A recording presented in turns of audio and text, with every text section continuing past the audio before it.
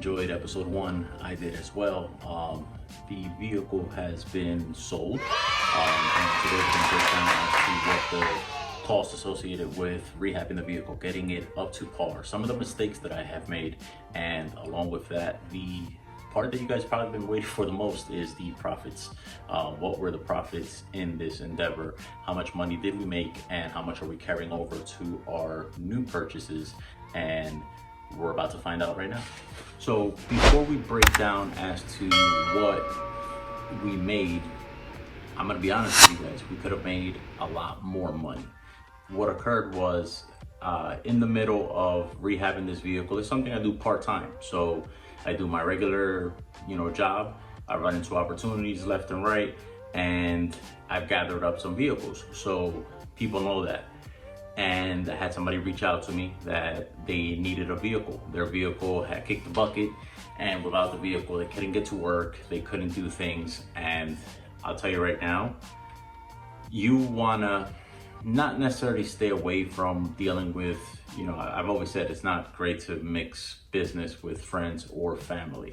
It's just, history shows you end up being the bad guy, or it just doesn't work out in your favor, even if you're trying to do everything that you possibly can to satisfy that person as you would a regular customer. So one of the mistakes that I made in this build is, after that person reached out to me, I did tell them I will have a vehicle soon that will be ready, but it's not ready.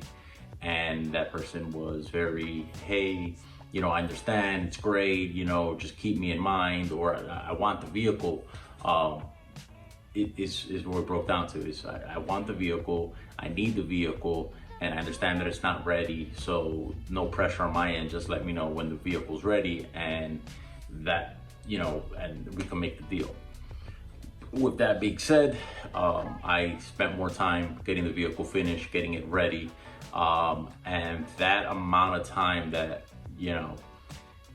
it quickly went from, that's fine, I know that the car's not ready, to, hey, I really need a car, hey, I need a vehicle, I can't get to work, I can't pick up my kids, and those things will, in the end, hurt what you're going to make. Because what happens is, instead of me diagnosing, seeing what it needs, going ahead and just ordering it on Amazon, or ordering it, through different websites that I use that will make it a lot less for me.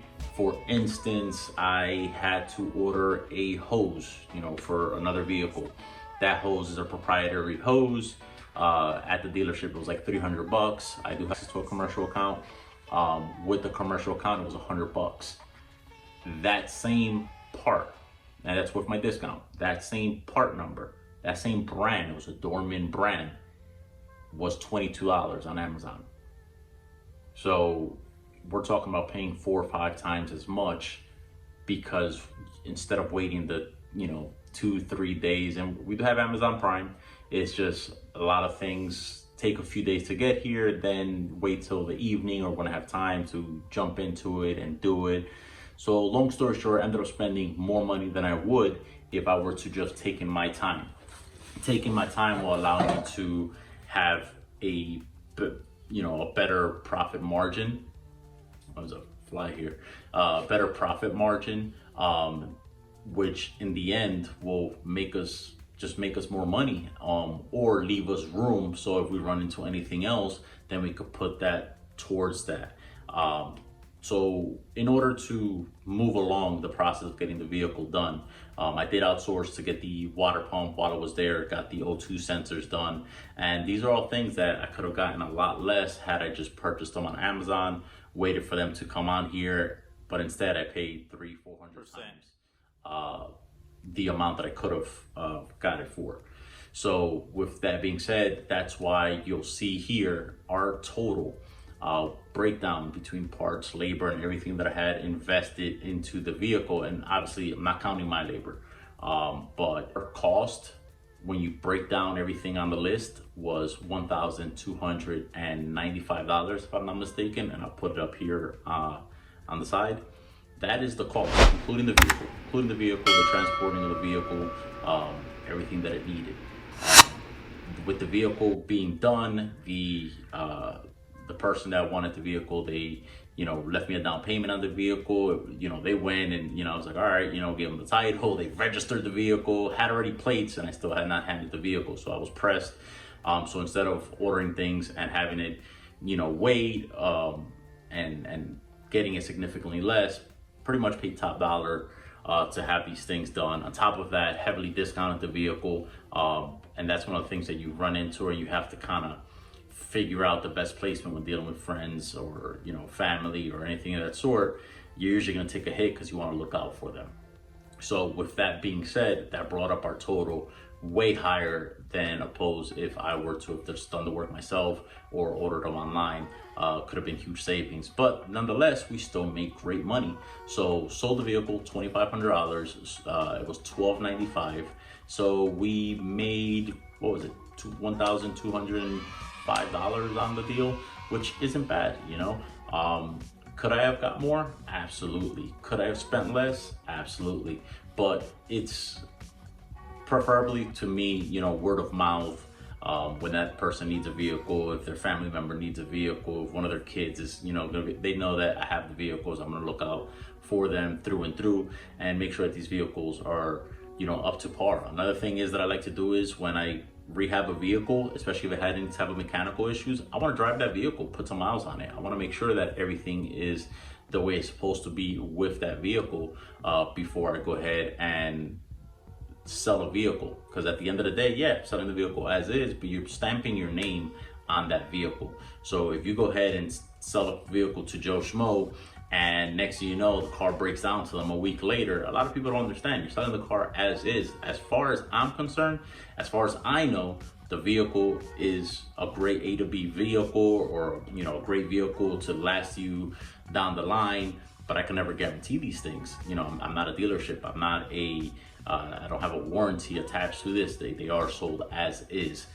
With that being said, you do want to stand behind your vehicle. If a vehicle has an issue shortly thereafter or whatnot, you see what you can do. And that's the reason that you leave yourself that profit margin open, because the last thing you want to do is lose your shirt on a deal because you wanted to appease someone, rush a sale or a preparation of getting the vehicle ready in that sale, and then now you're going to overpay, you're going to discount the vehicle, you leave yourself with not that much money in the profit sector, and now the vehicle has an issue further down the line. So you don't want to go up to the person and say, hey, this vehicle needs this. If you have a large profit, you're well within your means to say, hey, sorry, sold as is. But if you are building a brand, if you are a person that wants to make sure that people know that the things that you sell are associated with you, and you're a person of your word and you sell good stuff, then you want to take care of them through and through. So those are things you want to keep in mind when flipping vehicles. You don't want to think short term, you also want to think long term. With the long term being that, a problem may arise, so you have to set some money aside. And if you want to fix that vehicle further for that person, even though you're selling these vehicles as is, and I always recommend that that is stated and they know from day one that this vehicle is being sold as is. But if you are selling to someone that you know or local and you run into an issue, then it'd probably be best to take care of that person, as long as it's not going to, you're not going to lose your shirt over it. Because again, it's a business hustle, it's not a business charity, and you're here to make money. Even though we're not counting the time that we put into the vehicle, that is still time you can be spending to relax, time to be with your family, and just your own personal time. So you do want to calculate those things, and you don't want to go in over your head. But with that said, even with the mistakes that were made, we made money on it. Now we take that and now we flip to our next vehicle. Oh my God, have you seen that guy, Mr. Nachi, on YouTube? He bought a car for under $300 and flipped it for a profit. Whatever, that's gonna be a one-hit wonder. Does he think he's gonna keep finding cars for under $300? Ladies and gentlemen, he has done it again. YouTube sensation Mr. Nachi has purchased another one. Alright, so I had no plans of purchasing this vehicle today, but I made him an offer and here we are. So make sure to subscribe, follow the process, follow the series, because I guarantee you we're about to make some money.